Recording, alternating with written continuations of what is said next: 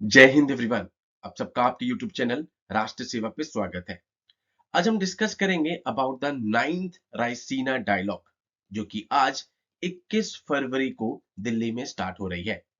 तो आज के सेशन में हम डिस्कस करेंगे कि रायसीना डायलॉग होता क्या है, क्या इसके एम है, कौन इसको ऑर्गेनाइज करवा रहा है। वो आपको इसके थ्रू पता भी लग रहा होगा, मिनिस्ट्री ऑफ एक्सटर्नल अफेयर्स इसको यहाँ पर ऑर्गेनाइज करवाती है in collaboration with ORF, observer research foundation. And इस बार चीफ गेस्ट हमारे पास आ रहे हैं प्राइम मिनिस्टर ग्रीस की। ग्रीस जो कि इंडिया के लिए बहुत इंपॉर्टेंट है। अगस्त में आप देखते हैं कि नरेंद्र मोदी जी की विजिट होती है ग्रीस में। तब वो डिस्कशन करते हैं with respect to Piraeus port. Piraeus port की क्या इंपॉर्टेंस है अभी हम डिस्कस करते हैं। नंबर टू, तब उन्होंने एक स्टेटमेंट पास करी थी कि 1+1 इज इक्वल्स टू 11। एंड एक तरफ है most populous democracy India and दूसरी तरफ है first democracy on earth Greece. Okay, ninth Raisina dialogue 2024 जो आज 21 फरवरी को स्टार्ट हो रही है, जिसकी थीम रखी गई है Chaturanga, conflict, contest, cooperate and create. Okay, let's discuss first about the Greece. G20 जो कि अब G21 हो चुकी है, जिसमें 21st member African union add हो गया है। आईमैक के बारे में डिस्कशन हुई थी। India middle east Europe economic corridor. India से मिडिल ईस्ट से होते हुए किस तरीके से यूरोप से कनेक्टिविटी हो सकती है, इसके बारे में डिस्कशन हुई थी।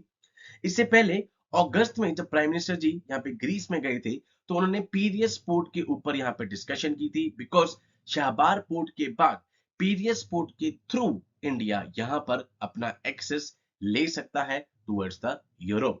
बिकॉज उस टाइम पर अजरबैजान और अर्मेनिया के बीच में कॉन्फ्लिक्ट चल रहा था, इसलिए शाहबार पोर्ट थोड़ा सा यहाँ पर एक पॉइंट ऑफ डाउट पर भी था। तो इसलिए पीरियस पोर्ट का रास्ता हमने एक और खोल लिया था। ओके, अब ये है iMac, India middle east Europe economic corridor. अब आप देख रहे हैं जिसमें रेल रूट यूज हो रहा है, सी रूट भी यूज हो रहा है। आप मुंबई से स्टार्ट हो रहे हैं, यूएई तक आ रहे हैं, उसके बाद आपका पास सारा रेल रूट यूज हो रहा है। उसके बाद आप देख रहे हैं कि हैफा पोर्ट, आप सबने सुना होगा with respect to Haifa port, last year कुछ न्यूज भी चलती रही थी अडानी जी से रिलेटेड।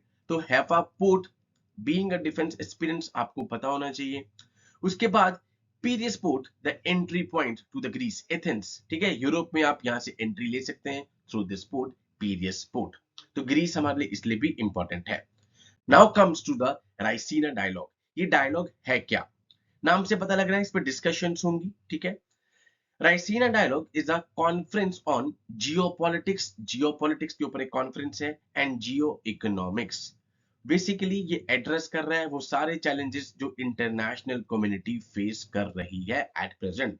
फॉर एग्जांपल आप रशिया यूक्रेन वाला इश्यू ले लीजिए, इजराइल वाला इश्यू ले लीजिए, ठीक है। तो जियोपॉलिटिक्स, जियो इकोनॉमिक्स, नाइन्थ एडिशन आज से 21 फरवरी से स्टार्ट हो रहा है, 23 फरवरी तक ये होगा। प्राइम मिनिस्टर नरेंद्र मोदी जी इसको इनॉग्रेट करेंगे।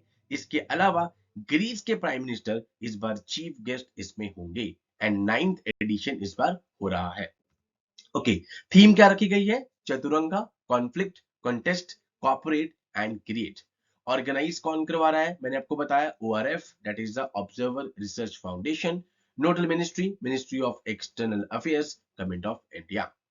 ORF क्या है, जैसे नीति आयोग है, एक थिंक टैंक है यहाँ पर। It's an independent think tank that conducts research on good governance के ऊपर रिसर्च चल रही है, फॉरेन पॉलिसी के ऊपर रिसर्च, सस्टेनेबल इकोनॉमिक डेवलपमेंट के ऊपर रिसर्च, इन सब चीजों के ऊपर फोकस करती है ORF, जो कि 1990 में एस्टैब्लिश की गई थी, एक तरीके से थिंक टैंक का काम कर रही है।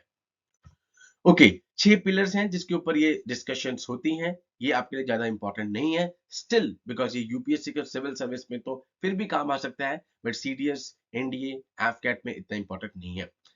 टेक फ्रंटियर्स पे यहाँ पे डिस्कशंस होगी, पीस विद द प्लेनेट पर डिस्कशन होगी, वॉर एंड पीस इस पर डिस्कशन होगी। इसलिए आप देखेंगे, अगर आप मिनिस्ट्री ऑफ एक्सटर्नल अफेयर्स की साइट पे जाएंगे, तो नेवी के चीफ जो है यहाँ पे, उनको भी स्पीकर के लिस्ट में उनका नाम है, ठीक है।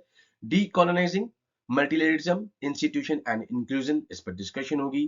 पोस्ट 2030 एजेंडा, डिफेंडिंग डेमोक्रेसी, ये 6 यहाँ पर थीमेटिक पिलर्स हैं जिसके ऊपर यहाँ पे आप देखेंगे डिस्कशंस होंगी। ओके, तो यहां से आपके लिए कीवर्ड्स जो है, ग्रीस बहुत इंपॉर्टेंट है। वेरी सॉरी, मेरा गला बहुत खराब है आज। ग्रीस के ऊपर आपको यहाँ पर बहुत इंपॉर्टेंट है, बिकॉज अगस्त में भी ग्रीस न्यूज में रहा। उसके बाद नंबर 2, रायसीना डायलॉग के बारे में आपको पता होना चाहिए, इसके इफेक्ट्स, कि कौन सा एडिशन चल रहा है, कौन सा थीम चल रहा है। एंड इसके अलावा 21 से 23 तक ये डायलॉग चलना है। इसके बाद जो भी आउटकम्स निकल कर आती है, अगर उसमें हमें लगता है कि हमारे पेपर के लिए वो इंपॉर्टेंट है, हम उसको दोबारा से डिस्कस करेंगे। So with these words, I conclude my session. Jai Hind to all. Take care.